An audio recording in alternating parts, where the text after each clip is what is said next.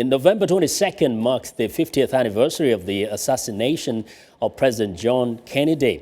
Now, the world was a vastly different place when he became president in 1961. The U.S. and the Soviet Union were engaged in a Cold War with the front lines of Berlin, Cuba, and Vietnam. Mr. Kennedy was determined to counter communism, but an early foreign policy failure in Cuba got his administration off to a rocky start.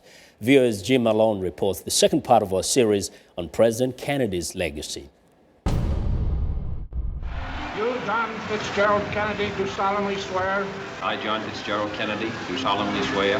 From the beginning of his presidency, John Kennedy made it clear he would not bend in the face of Cold War aggression from the Soviet Union.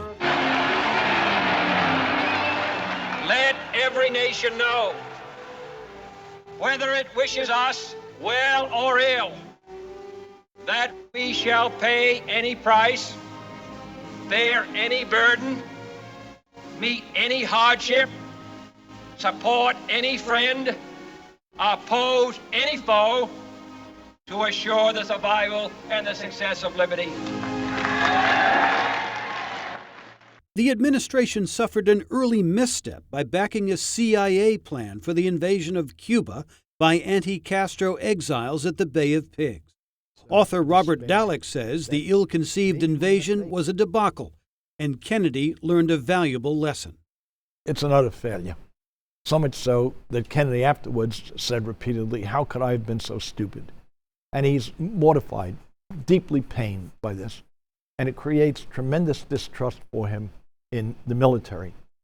That early setback in Cuba, combined with Kennedy's youth and inexperience, meant he had to earn respect from world leaders, including both allies and rivals, during an early trip to Europe.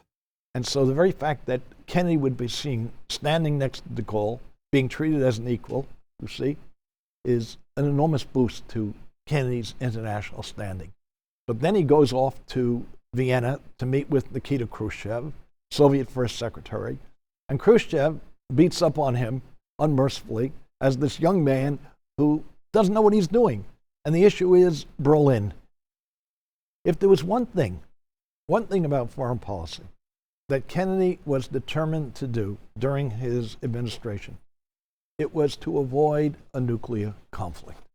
President Kennedy faced his greatest foreign policy test in October of 1962, when U.S. spy planes discovered Soviet military activity on the island nation of Cuba. Within the past week, unmistakable evidence has established the fact that a series of offensive missile sites is now in preparation on that imprisoned island. Kennedy ordered a naval blockade of Cuba to stop the delivery of Soviet missiles. The 13-day Cuban Missile Crisis brought the world to the brink of nuclear war.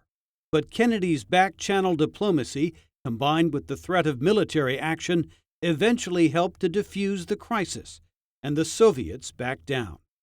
The missile crisis convinced Kennedy to find ways to defuse Cold War tensions.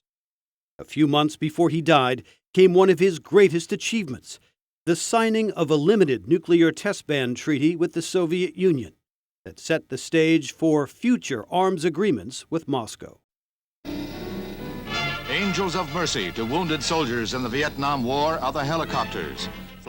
In his final months in office, Kennedy also sent conflicting signals about the wisdom of continued U.S. military involvement in South Vietnam. Don't hesitate to run a gauntlet of Viet Cong sniper fire. I don't think he ever would have done what Lyndon Johnson did. I don't think he ever would have put in the massive numbers of troops that Johnson committed. Would he have gotten out? I don't know. But I just don't think he would have escalated that war the way Johnson did. John Kennedy's time in office was brief, but his handling of the Cuban Missile Crisis and efforts toward world peace remain enduring parts of his presidential legacy. Jim Malone, VOA News, Washington.